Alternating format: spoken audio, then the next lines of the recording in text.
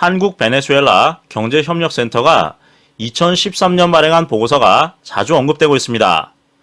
자가주택 소유 점점 어려워져라는 제목으로 발행된 이 보고서는 2000년대 베네수엘라의 부동산 정책과 이에 따른 시장 실패를 기술한 것입니다. 이 보고서는 베네수엘라에서는 주택 매입 및 임대가 어렵다면서 이는 주택 공급률이 상당히 미미한 수준이기 때문이며 공급률이 적은 만큼 가격이 높아서 주택자금 대출로도 감당할 수 없는 수준이라는 내용이 들어가 있습니다. 그러면서 베네수엘라 부동산 시장이 침체된 이유를 4가지로 들고 있습니다. 첫째, 2003년부터 일부 노후주택의 임대료를 9년 동안 동결했습니다. 둘째, 주택 분양 시 물가지수를 가격에 반영할 수 없도록 했습니다.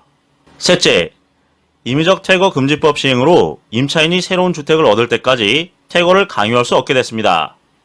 넷째, 임대 감독국, 다시 말해서 나라가 임대료를 측정해서 임대료를 산정하도록 했습니다.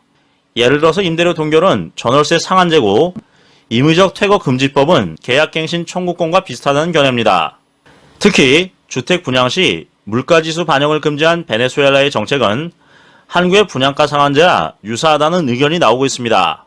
특히 더불어민주당의 윤호중 의원이 대표 발의했던 주거기본법, 주택임대차 보호법 개정안을 보면 민간 임대인이 소유한 집을 임대시장에 내놓을 때 전세 보증금과 월세 가격을 시장이나 도지사가 정하는 표준 임대료에 따라 한다는 내용이 포함되어 있습니다. 이와 함께 보고서는 베네수엘라 정부의 정책 때문에 전체 주택 가운데 임대주택 비율이 30%에서 3% 수준까지 줄어들었다고 분석했습니다. 그리고 공급이 사라지면서 웃돈을 얹어 계약하는 암시장이 형성됐다고 보고서는 지적했습니다. 1999년 정권을 장악한 우고 차베스 베네수엘라 대통령은 집권 14년 동안 개혁이라는 미명하에 국가 시스템을 바꾸고 국민을 장악해 나갔습니다. 유가 상승으로 벌어들인 약 8천억 달러로 추정되는 수익을 빈곤계층을 비롯한 지지층을 위한 복지에 쏟아부었습니다. 무상의료와 무상교육 등 사회복지 프로그램을 미션 정책으로 채택했습니다. 그리고 토지와 주택의 공개념을 골자로 하는 부동산 정책을 추진했습니다. 이러한 복지 중심 정책은 차베스 이후 유가가 하락해서 재정 수입이 급속하게 감소되는 상황에서도 계속됐습니다. 결국 나라의 재정이 파탄됐습니다. 이후 복지의 효과 또한 소멸돼서 빈곤층이 2014년 48.4%에서 2017년 87%로 증가되는 결과를 낳았습니다. 그런데도 차베스는 사법부를 장악해 나갔습니다. 대법관 수를 20명에서 32명으로 늘리고 권력의 입맛에 맞는 인사들로 채웠습니다. 집권기간 4,700여 명의 판사와 직원들 가운데 절반가량을 부패 혐의 등으로 조사했습니다.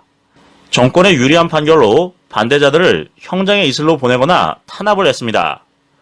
그리고 권력에 대한 견제가 아니라 헌법 개정 등 국민투표의 합헌결정, 언론 장악 사례 합헌결정, 노조를 겨냥한 정부 개입 인정 등 정권의 어전다를 지지하는 판결에 충실한 사법부를 만들었습니다.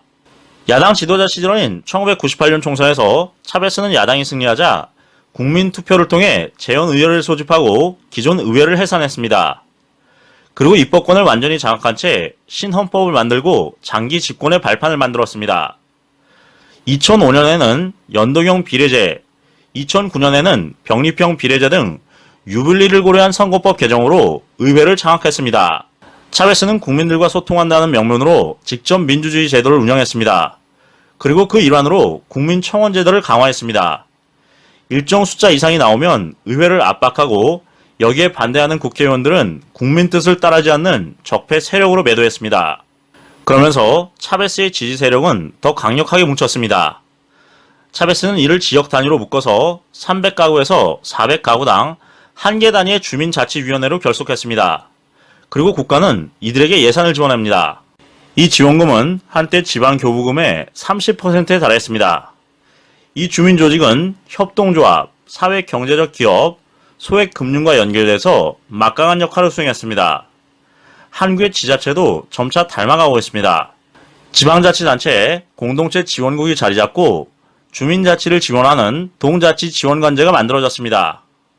그리고 주민참여예산, 민주시민교육 등의 운영 프로그램이 가동되기 시작했습니다. 정치, 경제, 사법, 지자체, 그리고 국민참여제도 등 각 영역에서 이미 잘하거나 점차 싹을 키우고 있는 몇 가지 양상에서 베네수엘라의 기운이 느껴집니다. 오랜 동안의 소수 특권층 독식에 대한 거부와 정의에 대한 대중의 갈망을 공략해 혁명에 성공한 차베스는 차베스가 국민이다라는 선동 구호로 국민을 장악했습니다. 우리는 수백만이고 당신도 차베스다라는 수사로 국민을 편가르게 하고 썩은 정치와 새로운 정치 프레임을 구사하면서 자신과 베네수엘라 서민을 일체화시키는 전략을 구사했습니다. 차베스는 우리가 정의고 평등이고 자주라고 외쳤습니다. 그리고 정치적인 반대 세력은 부정하며 불을 독점하며 반미라고 적대시했습니다.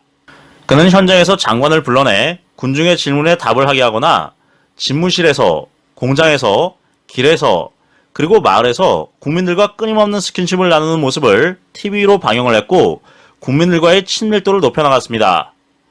이와 함께 강력한 국가 담론형 메시지로 지지자들의 사상을 투철하게 무장시키고 차베스식 국민선동의 감정일체 화법으로 지지 강도를 끌어올렸습니다. 남아메리카 국가들의 지지를 위해 미국과의 자유무역 협정에 맞서서 남미 통합운동을 전개했습니다. 그리고 2005년 카리브해 연안 국가들에게 자국산 석유를 싼 값에 공급하겠다는 페트로 카리브 계획을 제안하는 등 거대 담론을 주도해 큰 지도자 이미지를 구축하고자 했습니다. 이와 함께 베네수엘라를 사회주의 국가로 새롭게 건설하려는 이상하에 21세기 사회주의를 모토로 2007년부터 1차 사회주의 경제발전 계획을 추진했습니다.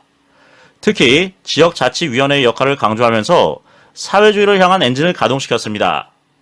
이 과정에서 쿠바의 카스트로와의 교분을 통해 의료 분야 지원을 확대하고 교육과 주거 분야에서 대대적인 복지 정책을 추진했습니다. 차베스는 언론에 대한 트라우마가 있었습니다. 그래서 4개의 민영방송을 성경에 등장하는 4명의 말탄자라고 불렀습니다. 그러면서 본격적으로 언론을 장악하기 시작했습니다. 2004년 라디오와 TV의 사회적 책임에 관한 법률을 제정해 언론 장악을 위한 법적 틀을 마련했습니다. 이를 통해 언론의 사회 책임론을 법률에 적시하고 정부의 미디어 검열 지시 조항을 뒀습니다. 다시 말해서 언론사 스스로 지체 없이 메시지 보급을 제한하는 메커니즘을 수립하도록 언론사의 자정활동을 요구하면서 이를 위반하는 경우 벌금을 부과하거나 서비스를 정지하는 조항을 집어넣습니다. 그리고 정부에 대한 비판은 국가를 겨냥한 음모라는 등 법을 모호하게 정의하고 언론을 통한 표현 내용에 대해 광범위한 규제의 칼을 들이댔습니다. 이외에도 공영방송이나 민영방송에 무료로 10분가량을 정부와 관련해 홍보할 수 있도록 의무화했습니다. 이 법은 2011년 인터넷과 SNS까지도 포함하도록 확대했습니다. 이러한 차베스 정권의 언론 탄압은 입법에만 그치지 않고 2007년 베네수엘라 최고 권위의 방송이었던 RCTV의 방송변화 기간 갱신을 불허하고 폐쇄하는 초유의 사태로 이어졌습니다. 2009년 기술적 그리고 행정적인 이유로 34개 라디오 방송국 폐쇄로 이어졌습니다. 이외에도 지속적으로 라디오와 TV 방송국, 신문, 웹사이트에 대한 통제를 확대해 나갔습니다. 기존의 언론을 장악한 차베스는 언론 주체들을 새롭게 변화시켜 나갔습니다. 국가 미디어를 확대시켜서 국영 TV를 VTV, 즉 베네수엘라 TV 1개에서 4개로 만들었고 국영 라디오를 2개에서 7개로 늘렸습니다. 시민 참여를 모토로 내건 국영 채널 비베TV, 정부 지원을 받는 공동체 채널 카티아TV, 그리고 2005년도에는 남미의 알자지라로 알려진 중남미 위성 채널인 텔레수르를 개국시킵니다. 차베스는 수도 카라카스에 3개의 공동체 TV를 포함해 700여 개의 공동체 미디어를 만들고 이들 가운데 약 170개 미디어를 정보통신부 산하기관인 코나텔의 허가로 예산을 지원했습니다. 국영방송인 비베TV와 연계해서 이를 통해 매일 하루 1시간씩 공동체 방송을 송출하도록 만들었습니다. 공동체 미디어는 조직과 자금 등이 결합해 공동체 미디어 운동을 전개하고 볼리바르 혁명의 선봉 역할을 수행했습니다. 차베스가 죽은 다음에 니콜라스 마두로 대통령의 언론에 대한 통제와 회유는 더 강화됐습니다. 친정부 언론에 대해서는 최대 12배나 많은 정부 광고를 배정을 해서 언론사 길들이기를 강화했습니다. 이와 함께 신문 제작을 위한 수입 신문용지 가격을 통제해서 메이저 신문의 발행부수를 통제하고 숨통을 옥죄는 치졸한 정책을 펼치기도 했습니다. 그동안 베네수엘라를 탈출한 국민들이 460만 명이라고 합니다. 베네수엘라의 공식 인구는 2,850만 명입니다. 인구의 15% 이상이 살 길을 찾아 해외로 떠나도 그들은 이미 우리 편이 아니기 때문에 갈 사람은 가라는 식입니다. 경제 실패를 넘어서 국가의 실패임에도 불구하고 이 나라 집권 세력은 끄떡이 없습니다. 지지층은 여전히 정권을 환호하고 있습니다. 과거 정권의 실정에 대한 적개심으로 무장해서 우리 편과 반대편의 이분법적인 통치구조, 그리고 우리 편만의 공동체 정신의 통치 철학으로 똘똘 뭉친 나라가 베네수엘라입니다. 포퓰리즘의 정착지는 누구나 잘 알고 있습니다. 나라가 쪼개지고 국민을 나누고 재정을 거덜냅니다. 그리고 결국에 가서는 국가가 붕괴됩니다. 이러한 사실을 21세기 베네수엘라가 생생하게 보여주고 있습니다. 이처럼 베네수엘라는 이념 정치를 펼치다가 미래를 완전히 잃어버렸습니다. 그리고 그 대가는 참담한 국민의 고통으로 고스란히 돌아왔다는 사실을 반면 교사로 삼아야 할 것입니다.